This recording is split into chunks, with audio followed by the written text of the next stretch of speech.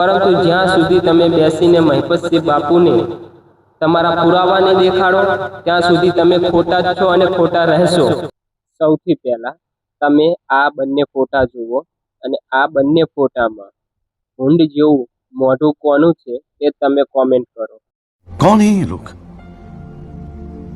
कहां से आते हैं?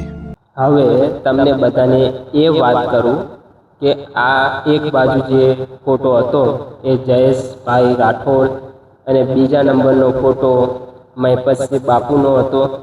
મારો મત ઓલવેઝ મહિપતસિંહ બાપુ બાજુ છે અને આ ભાઈ જે છે જયેશ એ આડા ને હવરા બધા ગમે ત્યાં ગમે તે ટોપિક લઈ મહિપતસિંહ બાપુ વિશે બોલ બોલ કરે છે અને તમે બધા જાણો છો કે મહિપતસિંહ બાપુ ગમે તે કરે એનાથી આપણને કશો જ પ્રોબ્લેમ નથી।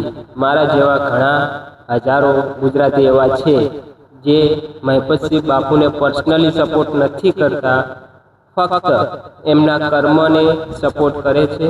કર્મના આધારે માણસને જજ કર્યો છે।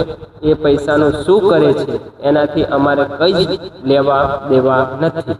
એટલે જયેશભાઈને કહીએ કે મહિપતસિંહ બાપુ ગમે ત્યાં એમના ખાનગી ખજાનામાં છુપાઈને રાખે કે ગાડી લાવે, બંગલો બનાવે, એનાથી કંઈ જ પ્રોબ્લેમ નથી।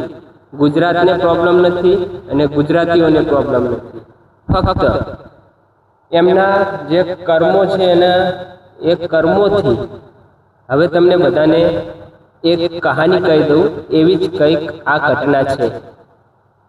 સમજો કે તમારે કરિયાણાની દુકાન છે અને વર્ષોથી તમારી દુકાન ચાલતી હોય, તમારી આવક સારી થતી હોય અને અચાનક જ કોઈ નવો માણસ, નવો ચહેરો તમારી દુકાનની સામે તમારા કરતાં પણ સારી કરિયાણાની દુકાન ખોલે અને એ માણસનું વ્યક્તિત્વ સારું હોય તો તમારી આસપાસની પબ્લિક જે તમારી જોડેથી કરિયાણું સામાન લેતી હતી એ બધી જ પબ્લિક ત્યાં જવા માંડી, ત્યાંથી કરિયાણું અને સામાન ખરીદવા માંડી, તો તમારા ધંધામાં ખોટ ગઈ। એટલે તમે એના વિશે આડું ને હવળું બોલવાના।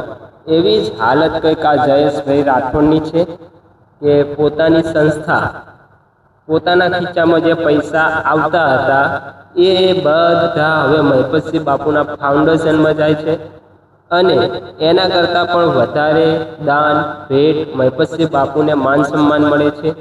મહિપતસિંહ બાપુને જે પ્રેમ મળે છે એ પ્રેમ આ ભાઈને મળ્યો નહીં। એટલે આ ભાઈ મહિપતસિંહ બાપુનો ગમે ત્યાં ગમે તે ટોપિક ઉપર વિરોધ કરે છે। એ જયેશભાઈ રાઠોડ એટલા જ સત્ય અને સાચા હોય, એમની જોડે પુરાવા હોય તો મહિપતસિંહ બાપુએ આમંત્રણ આપેલું છે કે તમે આવો। જે ચેપ્ટરમાં મહિપતસિંહ બાપુને કંઈ લેવા દેવા જ નથી, આ ફક્ત મહિપતસિંહ બાપુને ટાર્ગેટ કરે છે। તો પણ છતાંય મહિપતસિંહ બાપુએ કીધું કે તમે પુરાવા લઈને આવી જાઓ, તમને તમારો હક તમને મળી જશે, પણ તમે એકવાર હાજર થાઓ। તો આ જયેશભાઈને શું છે એ ખબર નથી પડતી।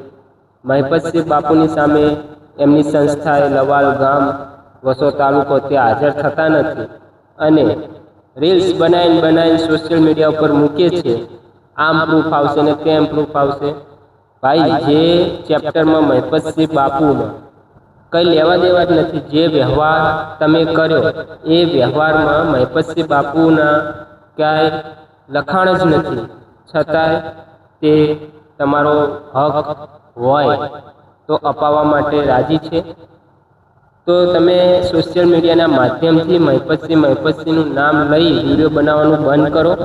આ માણસ તમને, જો તમે સાચા હોય તો તમને હક અપાવવા માટે તૈયાર છે, પરંતુ ખોટી રીતે તમે નામ લઈ વિડીયો બનાવો છો તો એનાથી તો એક જ વસ્તુ સાબિત થાય છે, એક જ વાત સાબિત થાય, કાં તો તમારા ધંધામાં ખોટ ગઈ અથવા તમે સોશિયલ મીડિયા પર વાયરલ થવા માટે આ ધંધો કરી રહ્યા છો। વીકે હિન્દુસ્તાની આ વાતની પુષ્ટિ કરે છે કે આ બંને કારણમાં તમે જો સાચા હોય, તમારો હક સાચો હોય તો તમે પહોંચો અને પહોંચીને વાત કરી જુઓ, તમારા પુરાવા આપી જુઓ, અને પછી મહિપતસિંહ તમારો હક ના અપાવે તો પછી તમે વિડીયો બનાવીને મહિપતસિંહ બાપુનું નામ લેજો. બાકી તમારી જો પુરાવા હોય અને મહિપતસિંહ બાપુને વાત કરો અને પછી મહિપતસિંહ બાપુ જો તમને સપોર્ટ ના કરે તો તમે એમના વિશે વિડીયો બનાવી શકો છો. પરંતુ જ્યાં સુધી તમે બેસીને મહિપતસિંહ બાપુને તમારા પુરાવાને દેખાડો ત્યાં સુધી તમે ખોટા જ છો અને ખોટા રહેશો.